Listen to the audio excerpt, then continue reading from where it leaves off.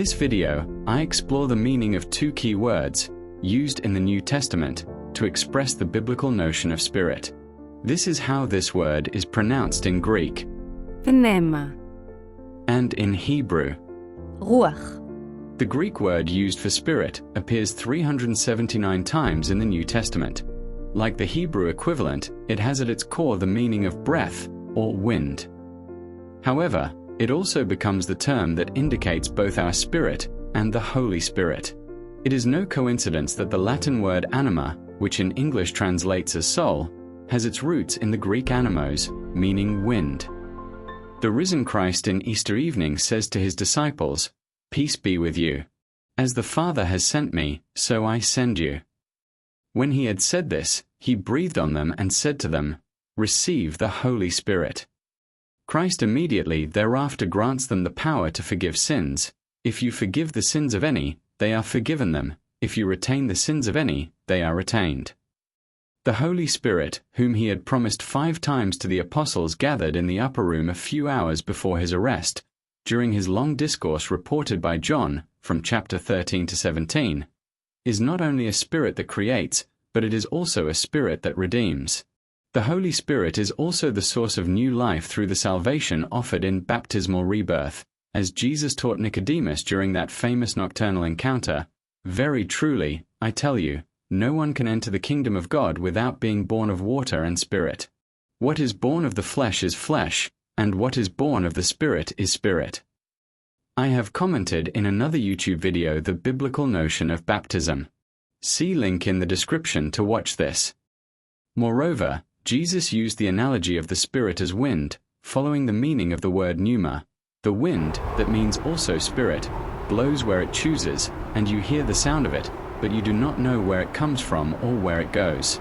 So it is with everyone who is born of the Spirit.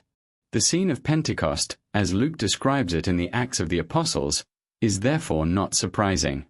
Upon the disciples gathered in the upper room, suddenly from heaven there came a sound like the rush of a violent wind, and it filled the entire house where they were sitting. Divided tongues, as of fire, appeared among them, and a tongue rested on each of them. All of them were filled with the Holy Spirit and began to speak in other languages, as the Spirit gave them ability. St. Paul, then, always in the wake of this interior breath that the Spirit infuses in the baptized, giving them a new life beyond the physical life, concludes, "For you did not receive a spirit of slavery to fall back into fear, but you have received a spirit of adoption. When we cry, 'Abba, Father.' Thus, within us we experience an inner spiritual breath which unites our soul with God Himself.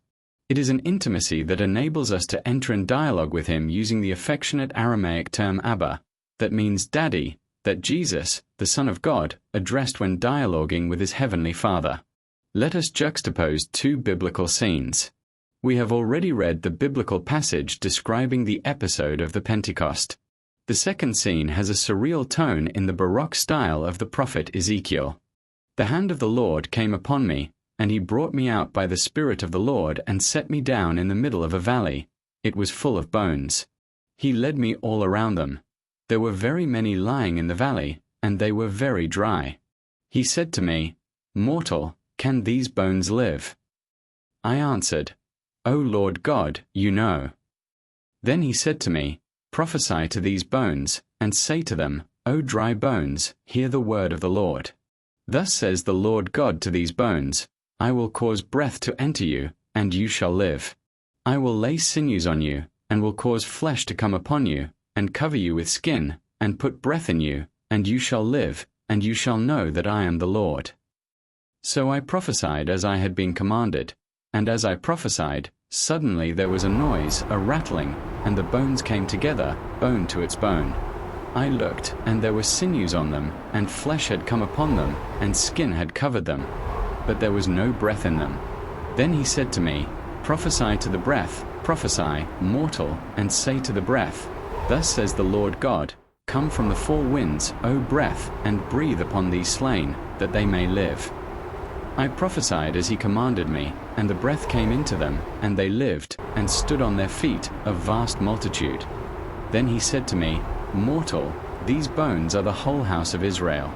They say, Our bones are dried up, and our hope is lost. We are cut off completely. Therefore prophesy, and say to them, Thus says the Lord God, I am going to open your graves, and bring you up from your graves, O my people, and I will bring you back to the land of Israel. And you shall know that I am the Lord, when I open your graves, and bring you up from your graves, O my people. I will put my spirit within you, and you shall live, and I will place you on your own soil. Then you shall know that I, the Lord, have spoken and will act, says the Lord. As can be seen, the root of the Hebrew word pronounced as rûaḥ, is used for spirit, breath, exhalation, and wind. The connection between the divine spirit and the wind is suggestive. The sound of this word imitates the whistling sound of air passing by, and it also symbolizes what gives life. This word also refers to God who pours out his love on creation. We will now focus on this feminine Hebrew noun once again pronounced as rûaḥ, which occurs 378 times in the Old Testament. Here are some examples which depict the image of the wind. In the Garden of Eden, Adam and Eve heard the sound of the Lord God walking in the garden at the time of the breeze of the day. To end and dry up the floodwaters of the great flood at the time of Noah, God made a wind blow over the earth, and the waters subsided. But, as we have already mentioned, rûaḥ is also the life-giving breath of every creature. The Lord is invoked thus, O God, the God of the spirits of all living creatures. And Job affirms, Remember that my life is a breath. Another biblical sage, Koheleth, depicts our death affirming that the dust returns to the earth as it was, and the life-giving breath returns to God who gave it. But there is also the breath of God, which is his creative spirit. God creates out of nothing. This nothingness is represented through the symbols of a formless and empty earth, through darkness and the abyss. The earth was a formless void, and darkness covered the face of the deep, while a wind, or spirit, from God swept over the face of the waters. Indeed, there is the conviction that by the word of the Lord the heavens were made, and all their host by the breath of his mouth. Therefore, the psalmist proclaims, When you send forth your spirit, or your breath, they are created. When you take away their breath, they die and return to their dust. The same divine spirit sustains the prophetic vocation, as we can read in a passage from the book of Isaiah that Jesus applied to himself.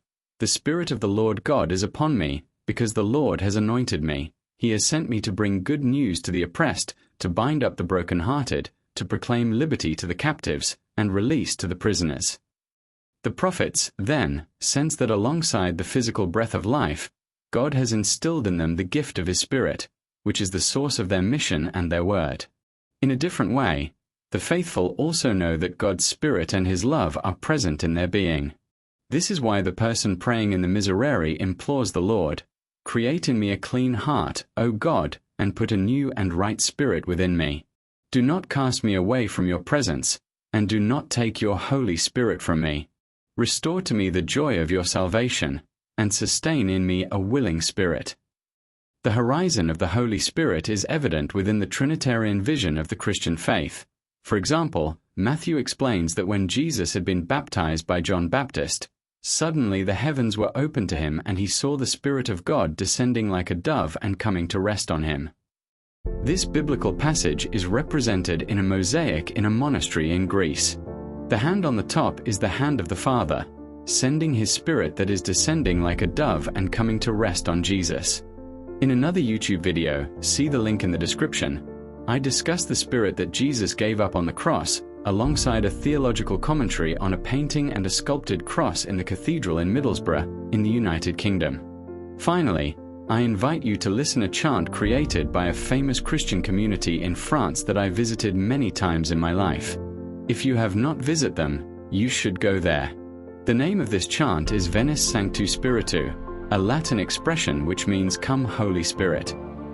I put the link of this YouTube video in the description. Once again, I want to thank Cardinal Ravasi for granting me the permission to use his material, taken from the links from the website of Famiglia Cristiana that I showed in the slides, to create this YouTube video.